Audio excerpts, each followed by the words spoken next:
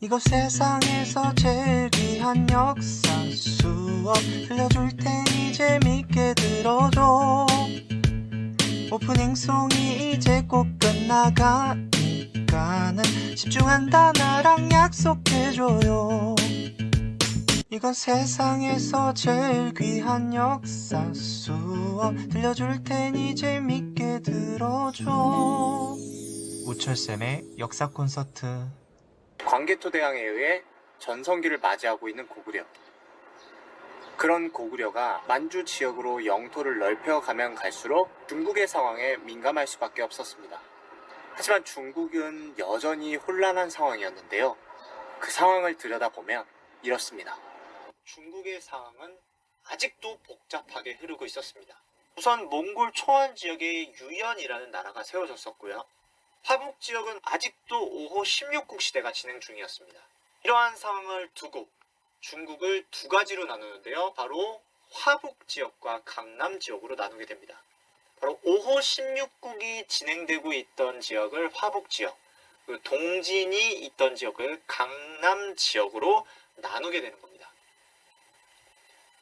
그래서 이 두 지역에서 일어난 일들을 좀 살펴보면 화북 지역에서는 5호 16국이 진행되고 있었는데 앞서 전현을 멸망시켰던 전진이 동진에게 전쟁을 걸었다가 크게 패하면서 멸망하게 됩니다.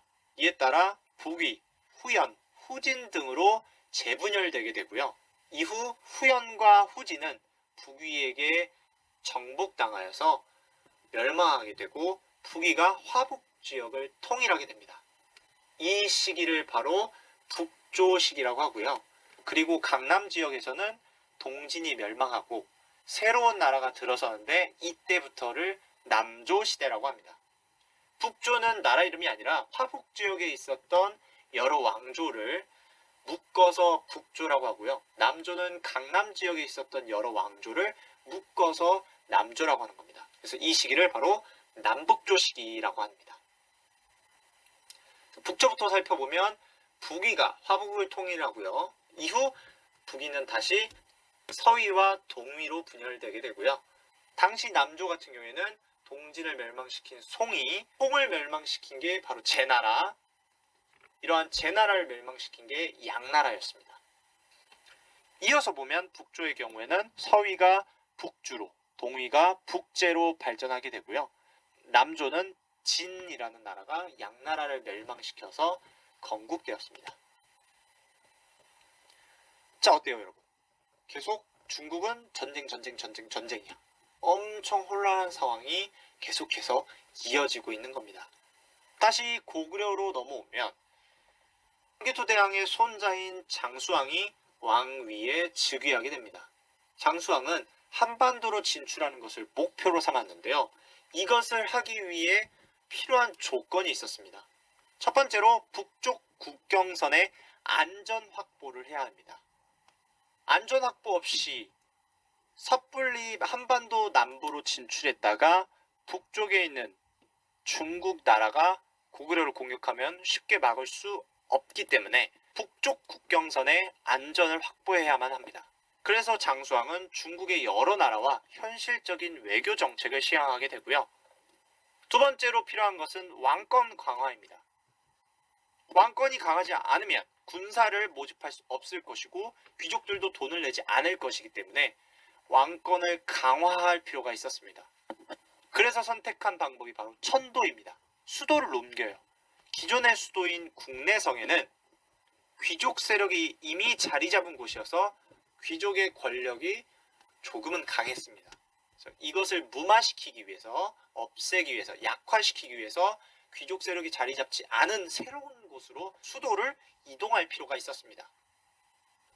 다음 세 번째로 한반도에서 편히 움직일 수 있는 지리적 위치가 필요했습니다. 만주 지역에 있었던 국내성은 한반도 남부로 내려가기에는 너무 멀었어요. 그래서 한반도 지역에 있는 평양성으로 천도를 하게 되는 겁니다. 한반도 진출을 위해 필요한 조건을 달성하기 위해 선택한 장수왕의 정책들, 이것을 좀 더 자세히 봅시다. 첫 번째로 현실적인 외교 정책 시행입니다. 오른쪽 그림과 같이 유연은 몽골 초원 지역에 있었던 나라고요. 북위는 5호 16국을 통일한 나라고, 남쪽에 있는 여러 왕조, 이 중국의 나라들과 장수왕은 각각 외교를 맺게 됩니다.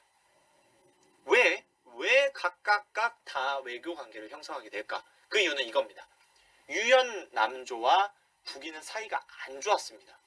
자, 이런 상황에서 고구려가 유연, 북위, 남조와 외교 관계를 형성하게 되면 북위가 고구려를 공격한다 싶으면 고구려는 유연과 남조의 도움을 요청할 수 있고요. 반대로 유연이 고구려를 공격한다 싶으면 북위에게 도움을 요청해서 유연과 북위와 남조가 서로서로 견제하는 것 때문에 고구려를 공격하지 못하도록 하기 위해서 이러한 외교 정책을 시행하게 된 겁니다.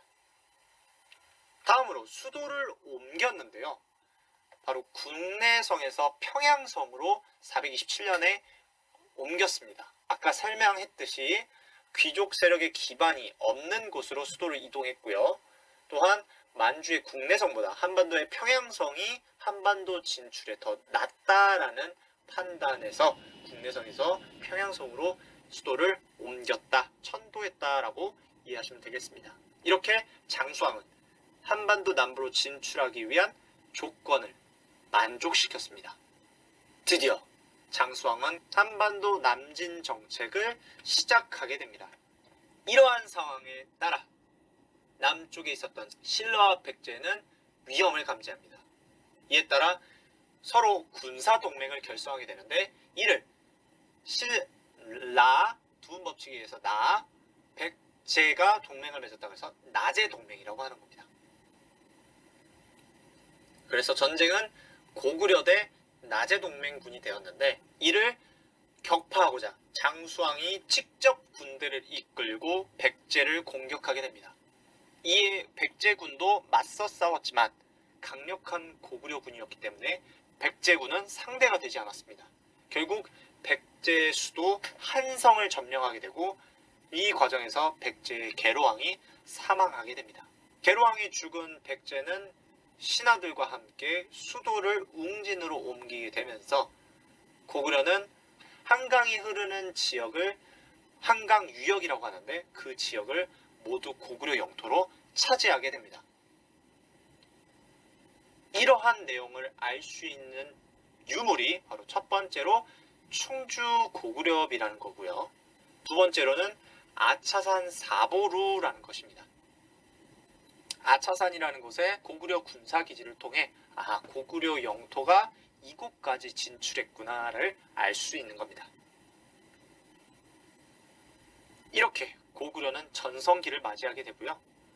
한반도에 있어서 강력한 영향력을 끼치게 되는 겁니다.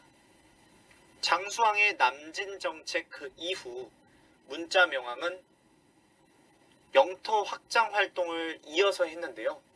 이 활동으로 인해 부여가 드디어 멸망하게 됩니다. 이에 따라 고구려는 역사상 최대 영토를 가지게 되고 이 시기를 고구려 최대 정성기라고 말합니다.